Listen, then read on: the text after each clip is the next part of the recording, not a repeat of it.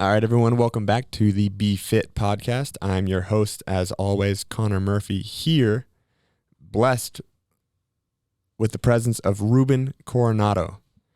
Ruben, black belt, first degree, Brazilian Jiu-Jitsu, owner of South Boston Brazilian Jiu-Jitsu, which is confusing because it's not in South Boston. It's technically in Financial District. By 2 blocks. But you know what? Ipso facto, he's running the show down there. A great friend of mine. We've worked together at Reebok CrossFit 1. We've done a lot of stuff. I'm excited more so than me introducing him to actually hear, to have him here and hear what he has to say and talk about his journey. Ruben, welcome. Thanks. I forgot to ask, where do I look again? You can look at really any of the cameras. You can, as we talk, I'm going to kind of look at you and then make like awkward eye contact with the camera. It's like in the office, you know, when Jim like, got it, and then back. Yep. Sometimes that's a good way to go. First of all, let's talk about my jiu-jitsu skills. All right. Where do we want to start? I just give it to me honest. You have 30 seconds to talk. If you were going to describe my abilities in jiu-jitsu to someone, 3, 2, 1, go. The Hulk. Wait, Chandler's like the Hulk. You are. Yeah, because he's really strong. Okay. Well, your jiu-jitsu when I first met you, non-existent, but okay. But now it's definitely progressed very well. Okay. Every now and then, the old Conor comes out and you just explode into stuff. But yeah, definitely more technical now than when I first met you. That's good. That's good to know. That's good that I'm progressing. Absolutely. I wouldn't have given you a blue belt otherwise. Until you gave me that $100. The first blue belt at South Boston Brazilian Jiu-Jitsu. And you were my first student because we started in my living room. And at Reebok, technically. Yeah. Okay. Let's lead into that. You started doing jiu-jitsu classes at Reebok. You came to Reebok as an intern for CrossFit, wanting to learn more about CrossFit, but also wanting to learn more about the way that we operated Reebok CrossFit 1, which is the HQ gym for the Reebok World Headquarters. For those of you who don't know, started doing jiu-jitsu classes there, us not knowing the detail of your black belt in Brazilian Jiu-Jitsu. Before we get there and move on to that side of the story, I want to talk about how it all started. What got you into Brazilian Jiu-Jitsu? Where were you? What was going on in your life? What led to the passion? Because they don't just give black belts out and that. And it's if for anyone who goes to a jiu-jitsu class, I'm sure the percentage is less than 1 for people who attend a jiu-jitsu class who actually end up getting their black belt. So I want to hear about it. All right. That's a lot to pack in. Let's start the first one, which is how I got into it, right? Yeah. So I used to live in San Diego, and there was a guy named Brandon Vera, UFC fighter. At the time, he was amazing. I'm sure he's still amazing. Not that he's watching. And he opened you never know. Yeah. He opened up a gym a couple miles from my house, and I was like, man, I want to learn how to fight. I want to learn how to do MMA. You know, pretty much how most people started jiu-jitsu back then. And I show up for my first class, and it was ground and pound day. Yeah, so that means it's jiu-jitsu with striking. And they first paired me up with this kid my size, because I was like 14 at the time. And I whoop him, and I was like, yeah, I'm going to be in the UFC in no time. Little did I know, he was also new. So then the next round, the coach is like, hey, you, puts me with a girl. She was a yellow belt. And I was like, really? This girl? She put me in every form of pretzel possible while pounding me with her fists. Let's clarify. And I hated it. I was like, oh my God, what is this? This is magic. Like, she just beat me up. And I actually quit right after that. I was like, man, this is lame. This sucks. I don't want to do this. Until my mom was like, no, you're going back. But she took me somewhere cheaper because we couldn't afford it. And ever since then, I've been training jiu-jitsu. So one day I'm going to find her and I'm going to ground and pound her back. Do you know her name? It was like Jasmine. It was with a J. I know it was with a J. But It's written down in a journal somewhere. The revenge journal. like Billy Madison. Just a hit list.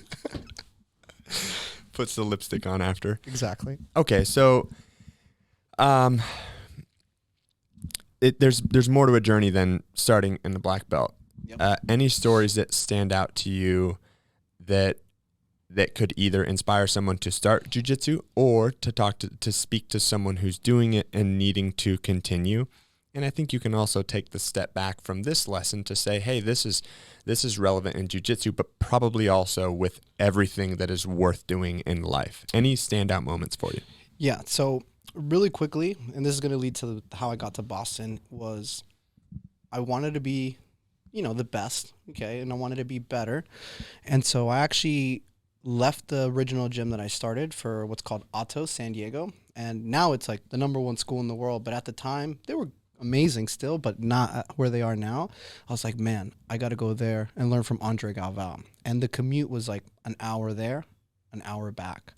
And so I'd have to wake up at 6 a.m. to make the 7 a.m. right. And I would do that every day. And that kind of was the starting point where I was like, man, if I want to get good at something, I have to put myself in an environment where those like-minded people are, which leads me to why I wanted to go to Reebok eventually. But before I got to Boston, I actually went to Texas. I ended up getting an offer to go work for a gym owner there. Things happened. I fell through. And then there was kind of like a moment in my life where I was like, okay, well, what's next? I don't want to go back to San Diego. I want to continue learning. And well, let me backtrack. I got into CrossFit while I was at Atos, which leads me to always loving CrossFit. And I was like, well, what do I want to do? And I used to follow like Austin Malleolo and all of the Reebok CrossFit One people. And I was like, man, I want to reach out to them and learn from them, unpaid, paid, whatever there is. And I find on the internet the Pumpkin Smasher, world record, Conor Murphy. And Guinness World Record holder. And I reach out and you first email me and I'm like, man, I was just amazed you even responded because like I am the worst with grammar. I mean, my first language is Spanish, so my typing's even worse if my English is bad. And he replied to me. Then we set up a phone interview, and I was like, man, this guy sounds so cool. Little did I know. No, I'm kidding. And then you invited me out for a in-person interview for like 2 days or something. And I was like, man, I'm just going to work really hard, and hopefully they like me. And I didn't know if you liked me at first. And I went home, and then you emailed me a few days later. You're like, hey, if you want to come back. I was like, yes. And that's how I got to Boston. Does that make sense? It makes sense to me for sure. It's more so the viewers, so you just look at the camera when you talk to viewers. A little thing on that, and this is just something that I'll say to Ruben, just so you guys kind of know a little bit more about how I feel about him and our experience from Reebok CrossFit One, because it wasn't just me with the internship. It's our entire team. And Ruben worked so hard and was so genuine that we were all questioning if that's how he really was. It was like, yeah, like this is great, but for 48 hours, anyone can be amazing. And once he came up to where we're like, he's incredibly nice, he's willing to learn, he doesn't have an ego. It's like he checks all the boxes. So when he came up from an internship, it was a matter of weeks, I would say, before us as a team were like, hey, we got to figure out how to pay this guy because we want to keep him here. You talk about just work ethic, willing to do tasks, does them before they needed to be done. There's the autonomy piece of it. There was a lot of really, really unique things about Ruben, and it was interesting to have someone come from an area or willingness to work that hard for an unpaid internship. And we didn't really know much about the jiu-jitsu piece of it. I know I'd heard, it's like, oh, I've been a black belt in jiu-jitsu. And, I was like, I used to fight guys when I was in the Navy and blah, blah, blah. Like, someone taught me how to choke someone out and I would do it as much as I could. But then the pandemic hits. So there's no South Boston Brazilian Jiu-Jitsu.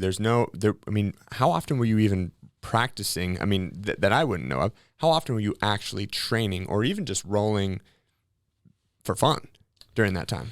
Just a once a week class that I would teach at Reebok was about it before the pandemic, right? Well, even, I mean, that didn't start for a little bit. Was there any training like before you had started that class? No, I was fully into the job at Reebok and just giving my best there. Full eggs in one basket kind of guy. Yeah. You don't have to tell me twice. All right. So now I want to kind of pass the torch back off, because during the pandemic, with the job role that you were in, everyone who is in a similar position, it was then like numbers cut. This is what we have to do. We had X amount of employees at the gym, and we can no longer pay full-time, part-time employees. So from there, take us through your thought process, your journey, as funny, as dark as you want it to be. I want to hear about like the inside part about what was happening and how you got to where you are today. Yeah, so that was a tough moment. First, I cried a bunch. I was depressed for a little while. And I was just working out to kind of like clear my mind. I was praying every day. And I called my friend Joe. And of course, I talked to my girlfriend, Melly, who I love so much. She supports me. Shout out, Melly. And I was like, man, what now? Life gave me this situation. What can I do? And I was like, well, I'm a good coach. I can coach CrossFit and I can coach jiu-jitsu. And I was like, man, why don't I open up a jiu-jitsu gym? And I remember I texted you. I was like, Conor, what do you think about a jiu-jitsu gym like at a garage or something? And you're like, a garage? Do the whole thing. And I was like, I don't know. And then from there, I was like, Conor, you want to come over? And you're like, yeah. So we went to my living room and we were training jiu-jitsu. And you're like trying to like throw me into the couch. And I was like, all right, Conor, we got to teach you some real moves. I was like, maybe we should open up this gym. Anywho, so that's kind of what my thought process was like, okay, life handed me this situation. How can I best play the hand that I was dealt with? And I was like, okay, I'm going to make my own job opportunity, because there was nothing else for me at the time. Every gym was closed.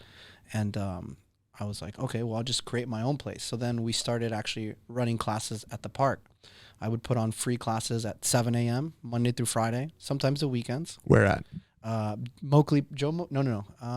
of Honor Park, sorry.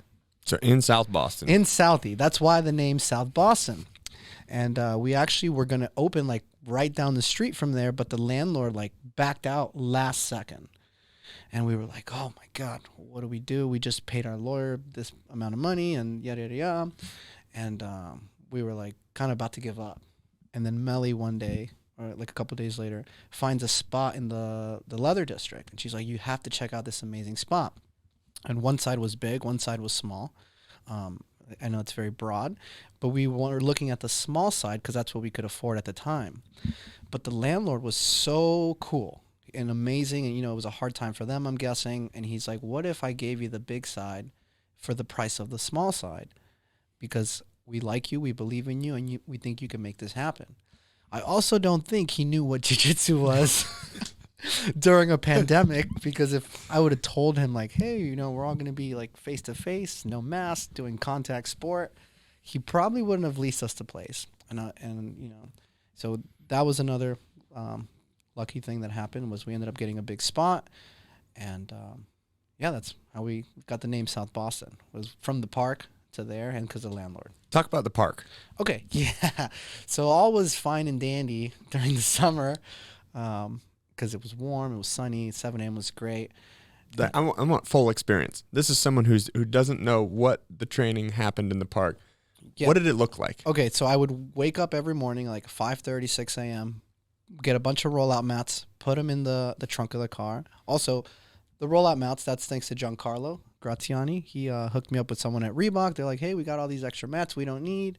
Do you want them? And I was like, absolutely. So shout out to them for helping me as well. Anyway, so I'd wake up, get to the park, roll the mats out, and wait for people to come. People would show up. We'd get dressed, and like we were doing like physical contact in a time where like people were afraid to even look at each other. It was the weirdest thing. People would look at us like weirdos. The only people that liked us were the dogs. Do you remember the dogs would always run up to us? Oh, yeah. And that's kind of what inspired me to get my own dog, which he's down here. You don't see him right now. So we would roll around in the park. Sometimes we'd get off the mats and we end up all muddy. If it was raining, we'd still show up. Eventually it started snowing on us, and we were there every day. And I was hoping that we could get a building signed before the weather got extremely terrible, which eventually it did. But then like a week later, we were inside. The coolest thing about the park, though, was the weird people that walk by and just, Southie people, no offense, Southie bros. They'd be like, put him in a choke or like a DD, like all these WWE moves. And I'm like, hey, why don't you come show me? And then of course they don't show you. They just keep walking. Do you remember those guys? Oh yeah. Oh, and it was like even Sundays they'd all be hungover, and they still have the energy to talk a bunch of mess. So, in the park, idea is to start a new gym in the midst of a pandemic, to where physical contact is banned. Yeah, people are like, you can't touch each other, and you're putting on professional hugging clinics, and so now you've found the spot, you and Melly, and I hate the word lucky. I was actually talking with Sarah White about this the other day, because it's not luck. Luck didn't get you your black belt. Luck didn't get you that space. Your work got you the black belt. Your work in training, which, how long did it take? 12 to 14 years. 12 to 14 years of consistent jiu-jitsu to get the black belt. The place didn't jump out at you. It's hard work. It's Melly. It's you guys looking for spots. I like to use the word fortunate, but when I hear someone say lucky, I think it discredits how much hard work you've put into it. Not that you did it on purpose, but just something I like to correct, even if it's the intention is in the right place. So I like that. That's a selfish thing for me. You find the space. Yeah. Well, okay. Then I guess our preparation, because we had done all the financial planning, the space scouting, and laying the foundation. I guess when I say lucky, I mean the spot kind of found us. When I say we found the spot, luckily, because we were in a scramble. Like winter was approaching, and we were in a scramble to find it. And that's why I say lucky. But yes, definitely a lot of work and preparation. Just like Reebok, though. My hard work and created the opportunity, and just the perfect timing just happened to work out. So yeah, fortunate. I like that. But yeah, we found the spot. You were also our first official member that paid us and signed up. Okay, so you've been through it since we rolled out some mats at the park, rolling out mats in like corporate office, right? Do you remember all the tech equipment? Yeah. So I hope my landlord doesn't listen. So when we first moved in, this company before us, they had a bunch of like 3D equipment, fancy stuff. They're like, please don't touch it. It's worth a lot of money. They didn't want us doing jiu-jitsu till they got all their stuff out. And you know me, pushed it to the side, rolled out the mats. We started doing jiu-jitsu. And if they were coming or the landlord was coming, we'd roll them up and be like, oh no, we're just painting, doing all this, doing all the foundation work. And so eventually what it is now, like there was these stages, right? Like they got all their stuff out. We kept doing classes, and we divided the room in half, and we would work on one half while running classes on one half. I don't know if you were there, but the fire department paid us a visit because Melly set off the smoke alarms when we were building it off. And again, because of COVID, jiu-jitsu was banned, and there was like 8 or 9 students at the time. And when the alarm went off, we all went out the boiler room and kind of like hid, and everyone went home. It was a very scary time because we're like, man, what if we get in trouble for this? But I guess I went on a tangent. I'm sorry. No, that's the details that matter, because it's a product that you're providing for people. And it's not that these people were unaware. It wasn't like it was like, hey, here's the thing. There's the mandates and all these things you're following. There's like the close contact stuff to be like, hey, here's what it is. If this is a risk that you want to take under your own, under your own guidelines, like that's great. No one's being forced to do this. It's freedom, right? That's something that we like. That's a good thing. So you have the spot. Now we're building out mats, and I feel like that process happened so much of us being in one area, you guys working in the other area. Melly is she's a magician. Some of the stuff that, and her dad was so clutch. He flew out here like in 2 days, built the walls, built the frames. He's amazing, right? And he was a big part of helping us build it and teaching, obviously, Melly how to do all that stuff. Like just like he said, she's the carpenter wizard or whatever you'd call it. Jack of all trades. And she kind of let me focus on doing the stuff that I needed to do while she just works away Yeah. building stuff, and like you'd show up one day, the gym looks different. You show up the next day, the gym looks different. She just has that attention to detail, which I'm not saying I don't have, but when it comes to building stuff, yes, I don't have it. So now we're in a space. Yep. Now you're paying rent. We got to make this thing work. Without going too far into guidelines and setbacks on all of that and vaccine mandates and everything, what's an experience to where, I guess maybe I'm more so like trying to like pry an answer out of you, but I'm guessing there was probably a time to where you had doubts. You're like, we have this space, we have people that I'm trying to teach this stuff. Like, what if it doesn't work? I want to hear about some of the times with doubt and how you got and convinced yourself to get out of it and to get to where you are now, which is what I see is a bunch of people learning how to better themselves through jiu-jitsu, through fitness, I see the people whose lives are changed on a daily basis. But let's talk about some of the hard parts about running a business, about operating. Yeah. The most doubts were right before we signed the lease, because, lease agreement, a lot of money. It's very scary. And I was like, man, can I do this? I don't know. I had tons of doubts. And once you sign, you're like, oh boy, better make this happen. And as soon as we signed, I still had doubts, but I started approaching it very different. I'm sure like a real business expert's going to be like, this guy's an idiot. But I took it a day at a time. I just showed up every day and I was like, okay, I just want to get one new student organically a month. And like most people are like, one sign up a month. Obviously we got more than that, but my goal was just one day at a time, give my best class today, give them a time that they're going to love for 1 hour, 2 hours of their day. And they're going to tell someone else, and that person's going to tell someone else. So that was my thing was, okay, I just got to get to 10 members. Okay, cool. We're at 10. Now let's get to 15.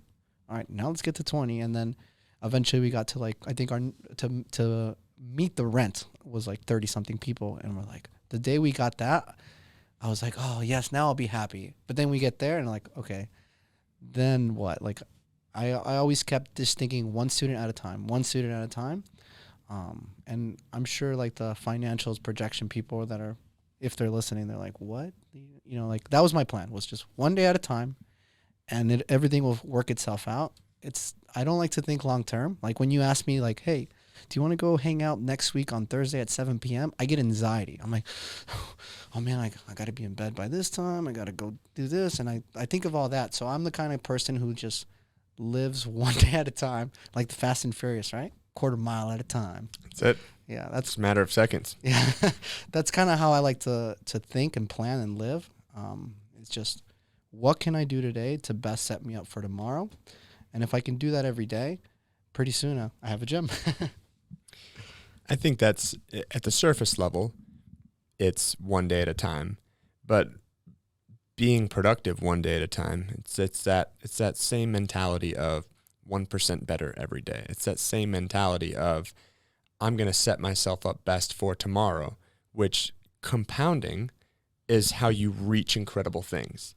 Why most people fail at their goals is, well, I would say why most people don't start them is because it's this colossal accomplishment of, if you were to say, hey, I'm going to start this gym, I need 150 members. Well, members 7 to 8 wouldn't really matter much.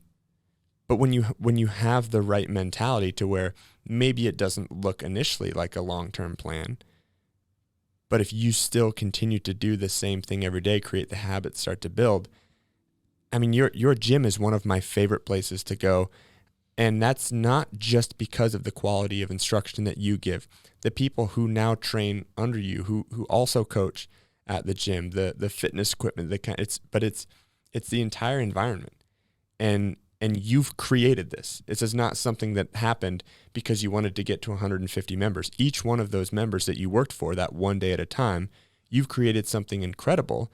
And what has brought me back to jiu-jitsu, because I didn't like the MMA. I didn't like how everyone wanted to go in there and try to rip everyone's head off.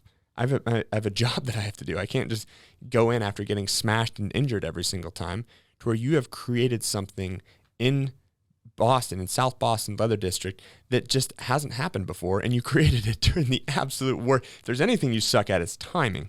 But obviously it worked out for you. So, that one day at a time approach, it's not like you're afraid of the future. It's that you focus on what you can do now. I also think it's very hard to show up every day and be productive, because it's easy to do it like the first few days, but like being able to be consistent and perform every single day is really hard, because it gets monotonous for some people, just like diet, just like weightlifting, right? Like doing the boring stuff every day. Most people can do it for like a month, but can you do it for like a year or 2 years? And it's hard, right? There's days where I show up and I'm like, oh, do I really want to do X, Y, Z today? And I'm like, nope, I got to do it, right? And I force myself to. So yeah, I guess, yeah, it makes sense the way you put it. Yeah. I mean, that's just kind of how I see it from outside, because I wasn't there every day. As much as I'm, there in support with you every day, that, that's not, and I'm not there for the struggles. I'm not there for the tough times.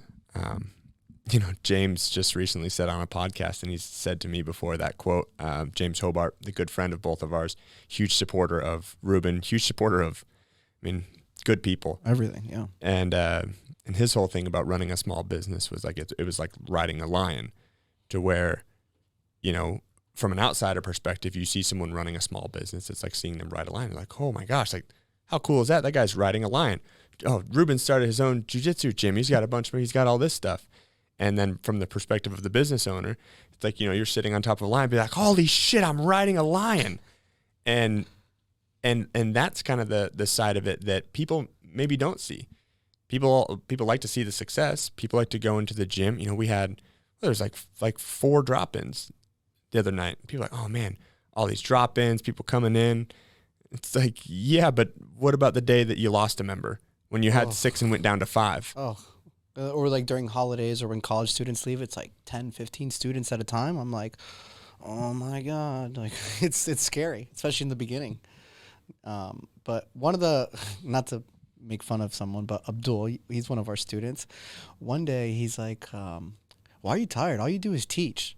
And I'm just like, Abdul, you think all I do is teach? Like, people don't know, like, running a gym, you're teaching classes, you're changing toilet paper, which that wasn't on my business plan that I had to do. I was like, oh, that's what I forgot.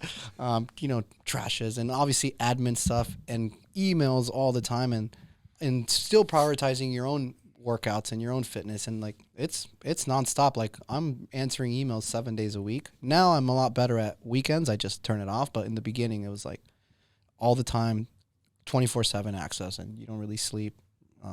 And you're teaching, and then you're doing all the other stuff, right? Cleaning, upgrading facilities. But yeah, it looks like you're riding a line. It looks amazing. And I'm not saying the other stuff isn't amazing, but it's definitely a lot of work goes into it, which I didn't even know. I thought, that's the part of it, right? You're riding a lion. You're like, what the fuck am I doing on this lion? Yeah, I'm figuring it out as I go. A lot of stuff. And, and just like you said, the losing members was probably the one thing I wasn't ready for mentally in the beginning. Because I used to work at a gym, and like, if one person canceled, the owner would make me like feel like I was a terrible person. Oh, hi, buddy. You gonna go to Conor? And he'd make me feel like a terrible person because one person lost. And now as a owner myself, I'm like, oh man, it's natural. Like, jiu-jitsu is not going to be for everyone, right? People are going to find their niche, and as long as they're doing something, I'm happy. And like, when people leave now, I'm like, cool. Like, I understand. Like, maybe I'm not for you, you're not for me. I take it less personal now, and I'm like, I just hope they go do something else that's productive, right? But in the beginning, every member lost, I was like, oh my God, what am I doing wrong? I'm terrible, I suck. And now it's like, oh no, he's just got to find his own way, kind of thing, or her. And to now start to bring it back into the fitness side of things. I mean, especially mentioning Abdul, one, because we're close and we like to like give each other crap, but he's down, 60 pounds? Yeah. So I first started teaching him at Bernardo Faria Academy in Bedford. And I first met him there. And just like he is now, back then he would talk back even more. Like, you'd tell him a move and he'd like give you a snarky reply. But he was like 250, 260 at the time. And then he followed me when I opened up here. And we prioritized his diet, his weightlifting and all that. And now he's 187 from like 240, 250 to 187. You see him and you don't even recognize him. I tell him his Tinder and Bumble game must be A1 now. Like he's got all these cool pictures flexing and all that. He's fully invested for the wrong reasons.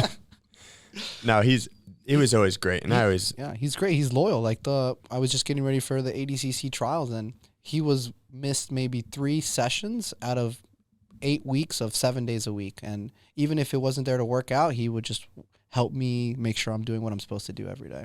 So I got to give a thanks to him for that. So let's talk about that briefly. So on top of riding a lion, which is owning a private or a small business, Ruben also was training for and just competed in the ADCC, the West Coast Trials in Las Vegas. So hundreds of people in each of it, 130. How many people started? 250 something. 250 something in different divisions. Single elimination bracket style tournament of jiu-jitsu. So as opposed to just successfully running these business, and I want to get back to what my point is to that, but you're training for the ADCC trials, so you are also training on top of coaching, on top of running the business, because you're a psychopath, or what was your motivation behind that? I like to lead by example, and I wouldn't want to ask someone to do something I wouldn't do, and I hate competing, to be honest. I get so much negative thoughts and anxiety, which means I should do it, and that's kind of why I still do it now. And I just, once I get it over with, it's awesome. But yeah, I wanted to prepare for it, and if you know me, if I do anything, I'm 100% in. I don't like to Can I cuss? Yeah. I don't like to half-ass anything, and I thought you were going to say you don't want to half-dick anything. I like that. No half-dicking. No half-dicking. Yeah. But yeah, so preparing for that while still teaching, doing strength and conditioning, all that stuff. It was a great experience. 256 people, biggest trials ever, and made it to top 32. I wanted, obviously, to win, but it's like the March Madness, right? Like anyone can lose. There was a lot of favorites, right? Like the East Coast trials, I lost first round to Cody Steele, who got third. And then this trials, he was out like second or third round. So anything can happen. And so it's our job to just prepare as best we can, And why I almost wanted to set you up for that. And it's interesting here because we're kind of having this podcast. It's a conversation. I'm trying to draw things out of Ruben, but as well as talk about the inspiration to others, to why the gym isn't successful because you have a product that no one else. It's not like it's like, hey guys, no one's heard of Brazilian Jiu-Jitsu and this is where you do it. It's the care and passion that you put into the gym. But it goes back to the CrossFit thing too, to where there's a lot of successful CrossFit gyms for people who are very, very good competitors. Because what do you have to be a good competitor? Or what do you have to do to be at the top of your sport? Well, it takes consistency. It takes selfishness. It takes dedication. It takes, and if you had 5 members of your gym and all you cared about was your training, I would say selfishness. But what it comes down to is those are also selfless things, to where I see the work that you're putting in and it makes me want to put in more work. Not just by saying, hey, do what I say, but when I look at someone like a Ben Smith in CrossFit Krypton, it's like, well, yeah, there's probably going to be a bunch of stud athletes coming out of there because they see what Ben is doing day in and day out, coaching, running a business, training his ass off. It's not a 2-month thing to get fit. It's not hey, you're going to train jiu-jitsu for 3 months and then you're going to be good. It is you have to be dedicated to this every single day. And you see people like Abdul who are inspired. Abdul had been doing jiu-jitsu before this and wasn't losing this much weight. But when you're able to give that to others, to show them, to lead by example, as opposed to just being this coach after practice to say, hey, here's the things you need to be doing while not doing them. It's like your actions inspire equally to as much as what you give in education and training, and the entire atmosphere of your gym, I think hones around your care for attention to detail and consistency. That also, I stole a lot of those things from CrossFit, right? Like CrossFit gyms, well, not all of them, but there's a good handful amount that are amazing and so perfectly ran, and the community vibe I thought jiu-jitsu was missing, that same CrossFit vibe, like give people the best hour of their day, the whole Greg Glassman, how clean is your bathroom? And that's those principles and is what I wanted to bring over to jiu-jitsu, because I felt like that was missing. Like, you go to a jiu-jitsu gym, like, no one greets you, no one knows your name. Like, I've heard countless stories of people going to a jiu-jitsu gym where the instructor doesn't know their name, right? Like, that's one of the things that I pride myself is I know everyone by first name, not last name, but first name. Maybe a few. Yeah, a few.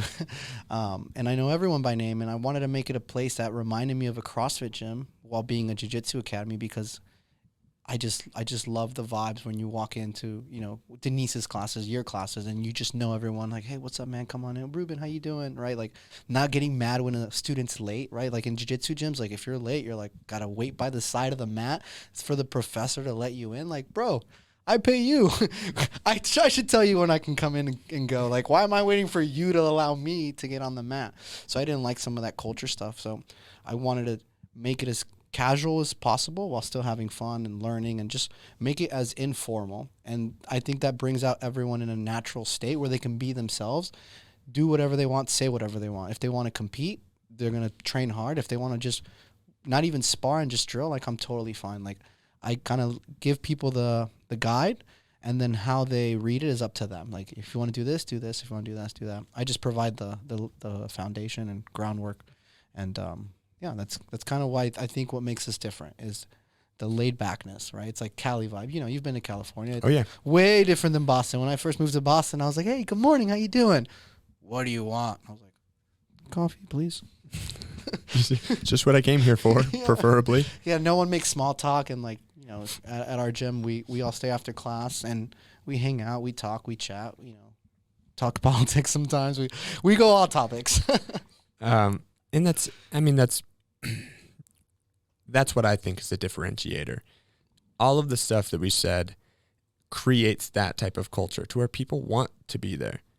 There have been times where I've gone and I wasn't going to train or roll, but just to, like, hang out there. Yeah. And that, again, that's what we wanted, right? We wanted a place where people could just hang out, be themselves. And I call it a safe space. Like, you could say whatever you want and not be in trouble. We all will respect you with whatever you like, believe, anything. And that's kind of what we live by, is just come be yourself and we'll accept you no matter what. And I mean, people of all ages. Well, 18 and up. Well, okay. Adults only can come. It's like an adult club. I was more so speaking to, like, the Bubba trains. Oh, yeah. Well, he's 93. No. 92? No. 57 or 58 now. 58. Yeah. And he comes 2-3 times a week, morning class. You know, even when he's injured, he comes watch his class. Like, it's super inspiring. And that's, again, something that I wanted to instill on people is, like, even though you're injured, you could still do something, which I stole from CrossFit, right? Scaling. Yeah. Jiu-jitsu gyms don't do that. They don't scale people appropriately. And that's kind of what I wanted to also steal from them. It's a growth culture, as opposed to, you know, this will be for the jiu-jitsu fanatics back there, to where, you know, a decade ago, 2 decades, some gyms still, if you call out the instructor to be like, hey, do you want to roll? It was like, no. You're getting worked. You are getting a couple extra seconds after you tap. You're getting, and now to where, you know, it's like you can allow, there's not as much ego. No, you can call out higher belts nowadays, right? I don't care. Like, people ask me, like, can a white belt ask a brown belt? I'm like, sure, just be ready for whatever they bring. Yeah. You know, go ahead. And I think the culture in your gym is that, to where there's not that fear. Granted, there's some brown belts and blue belts and purple belts that will lay it on you. But it's also to where it's like, for those, it's okay to let a white belt get into a bad position on you. We all do a really good job of matching people's intensity, right? Like, if you're going hard, well, I guess I'm going hard today. If you're going slow, then take it easy today. Yeah. You're really great at taking it easy, right? I think I'm getting better at it. Yeah, that's what I said. You're really good at it. Until it's you and Dean. Running into walls. I love rolling. He's so strong and just, like, technical. Every time I'm there, he's there. Really, really enjoy rolling with him. And that's something that's happened from me at your facility, is that I'm okay now, for some people, you know, letting them get into positions. I'm never going to let, you know, for live training. Oh, Pete's tapped me. But from, like, you know, from a certain perspective, you go a little bit harder. And some people, you let them get into the positions and submit. But that, I think, helps other people too. to where you don't just come into the gym and you're like, oh, if I suck, I suck. Yeah. It helps people be vulnerable too, right? Like putting yourself in that position where I'm trusting you with my life, right? Like if I let you take my back and strangle me, I'm trusting that you're going to let go. Like there's a lot of vulnerability and trust that you build with your partners, which I also think contributes to why people are so happy when they do jiu-jitsu. I'm going to kind of bring this full circle into something that I've been thinking of a lot lately. And it came from a post from a great friend of mine that I went through high school with. His fiance, she did a long-range shooting tournament. And conditions were rough, didn't have the best gear, was the least experienced person in there, finished last place in it. But I think so frequently she made a really, really cool post. Her name is Taylor. And the post was like, I fucking put myself out there. And so many people are so afraid to do that. And that's not growth culture. That's a negative, that's a toxic thing to not want to do something because you're exposed. And I see it in every aspect. I see it in my training. I see it in the jobs that we work in. And, you know, you look back to someone that you have brought up, and we talk about Waverly, to where it's like she's going to throw herself out there in this tournament. And if she finishes first or last, damn, she is proud of her effort. And it goes to that quote, like that man in the arena. It's like she's willing to sit there, get last place, and have people be like, you finished last. While I sit here not doing anything that I'm not good at and just being like that misery, like the fact that you're getting people to start something that they suck at. If you start jiu-jitsu, unless you're Chandler Smith, who's all-American wrestler, you're gonna suck, and that's okay. And I encourage people to do things that you're gonna suck at and then get good at them, because it's way better than doing something that you're already good at and then just continuing to move on. It's like people are so afraid to look bad. It's scary. I mean, just like you said, putting yourself out there is the scariest. I struggle internally all the time with like, why am I doing this again? Like, the thought of losing. But at the end of the day, no one even cares when you lose. Like, oh, cool, I still love you. You're still my instructor. I love you no matter what. And I was like, oh, cool, man, thanks. It's terrifying to put yourself out there, but once you do it, so much growth happens, and you're like, wow, I'm so glad I did this. Yeah, me saying that is also like the pot calling the kettle black, because that's definitely something for me. It's like, I don't want to be bad at something. I don't want to put a class on the schedule and no one signs up for it. It's embarrassing. It's scary. Right? And I tell other instructors that come in for Big Night Fitness to be like, I don't care if anyone shows up. I don't care if you have one person and you deliver the best product that you have to give them and they leave out here floating. That's all I care about. And yet I still have that internal fear being like, oh, I've coached professional athletes. I've coached celebrities. I've done all this. And it's like, but yet I'm still not willing to do certain things because I'm afraid to look bad. It's like, shit. I mean, that was almost like having that come out of me was like, man, you got to call yourself out on some things. And it's cool too to see you as a black belt, as the top level, be able to put yourself out there in front of, and that's pretty much everyone. I mean, there's some people from other gyms, there's some higher belts and people, but for all the new people, like that's all we know. And for you to put yourself out there in a situation that you're most likely not going to win the odds of everything in there. But when I see even like day one, if you would have gotten out in your first round, it's like, man, he's putting himself out there, and I know how good he is because I roll with him, and I've got nothing for him. I've maybe passed his guard once when he wasn't letting me. Maybe. Allegedly. I remember it. I don't know. I don't think so. You're probably right. Yeah. It sounds like a jerk thing, but in the training room, I don't think I get my guard passed unless I let someone. Yeah, unless it's Chandler. Well, that's different. He's passed me like 3 times, and those 3 times hurt every time. And I'm like, God dang it. Because it's not like he did jiu-jitsu to pass. He just did his wizardry to pass. Stronger than all of us combined. Yeah. But, like bringing it back to that is, and then seeing day one, like Ruben wins first match, Ruben wins second match. You're just like, you're so proud, and there's nothing from my perspective to you, even though I feel the same way competing at the CrossFit Games. I was like, I don't want to be here. Yeah. I'm so nervous before this event. I'm so nervous to look bad or to have this hurt. And, if an event was in my favor, it was a little easier. But But the events that I knew, it's like you just get so nervous. But seeing you do that, and I would have thought the exact same thing if you would have won as if you would have gotten out the first round, and just seeing that you go out there, do your thing, and have success doing it was incredibly inspiring for me, and I know for everyone else of your members of the gym. Yeah, just like you said, you write those thoughts, and I had you texting me throughout the weekend. James Hobart, he texted me some really encouraging stuff. Like, as humans, like, we all tend to think, like, the worst things only, like, oh, I can lose X amount of time. I feel like Doctor Strange before a match. I'm like, here's all the ways that I can lose, and I think of all of them. And he's like, well, why don't you start thinking about the ways you can win? And I was like, huh. Right. And just that little mindset perspective goes such a long way. Right. I feel like most of us are hardwired to think the worst, right? The survival instinct that we have. But having that shift in perspective, like, okay, well, here's what can go right, can make a big difference, right? Like when people start fitness diets, they're like, well, here's how I'm going to fail. Well, yeah, if you're thinking that way, of course you're going to fail. But if you're like, well, no, this is how I'm going to succeed. And not that you'll guarantee success, but right? You don't guarantee success either way, but why not at least be positive about it and hope for the best? Yeah. I believe Henry Ford said, whether you think you can or you can't, you're right. Boom. Drop. Yeah. Well, bringing it back to what you're doing and to kind of talk to everyone else. So Ruben's Gym, South Boston, Brazilian Jiu-Jitsu. The address is 107 South Street, Unit BB. There's a doorbell between Noble and Troquet. Okay, not the alley, right between the restaurant and Noble. All are welcome. If you've never done jiu-jitsu, I suggest you try. If you've done it before and you have a bad taste in your mouth, even more so, I suggest you head down there.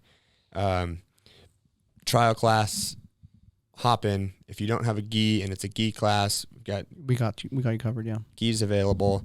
And the reason why I say that, and I'll kind of toot your horn here, is Ruben has been an inspiration on my life before jiu-jitsu had happened, how hard he's willing to work, the care and concern that you give to not only me, but every one of your members.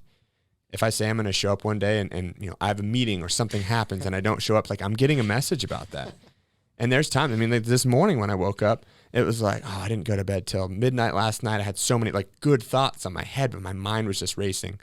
And it was like, oh, maybe I'll just go. And I'm like, no, he's going to message you at 7:01. Like, just get your ass up and go down there.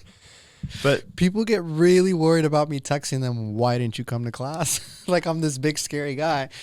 But I just love seeing you guys. And if you tell me that you're going to go to a class, I want to make sure that I'm holding you guys accountable. If you don't tell me you're going to come, then I'm just like, okay, whatever. But sorry if I'm scary when it comes to that. Don't be sorry. It's accountability, and it's been a pleasure to watch you grow and to see this business become successful. I mean, it in my opinion, it's been successful from the very start. You're getting people to, one, physically move. Two, you have the knowledge for nutrition and helping people out with their overall fitness. There's a full training facility in there with anything and everything that you want to do. And I think that you're doing a huge thing in the community. You're bringing a lot of attention around something that sometimes gets this like the combat fighting MMA vibe, to where you can go in there and learn and gain some confidence. Some of the women that train in there, it's so cool to see, like, you know, the personality changes and the shifts when you start to get some confident about what your own body can do. Yeah. And I just want to say thank you. And if there's a chance that you guys get to go down there, email them on Instagram. Yeah. Contact. Instagram always works. I'm really good at that. What is your Instagram? South Boston BJJ. Or email info@southbostonbjj. I don't know if they're gonna edit that. I heard they can. I mean, he's capable. We'll probably just send this one in. I think people can get the hang of it. But I know you'd be surprised. I know you're busy. You got back yesterday? Yeah, red eye. Got back yesterday, immediately working out, back in the gym, training. You're an inspiration, and from everything we've been through together and that, I just want to say thank you. And thank you to everyone that you've helped along the way, and now hopefully inspire to chase and pursue excellence. Yeah, I mean, thanks for having me. Big night. Maybe we can do a jiu-jitsu event someday on the bright lights. I thought about that. Oh. There's some stuff coming up. Cool. Any comments? Drop drop them in the comment box. Usually people on YouTube are really nice.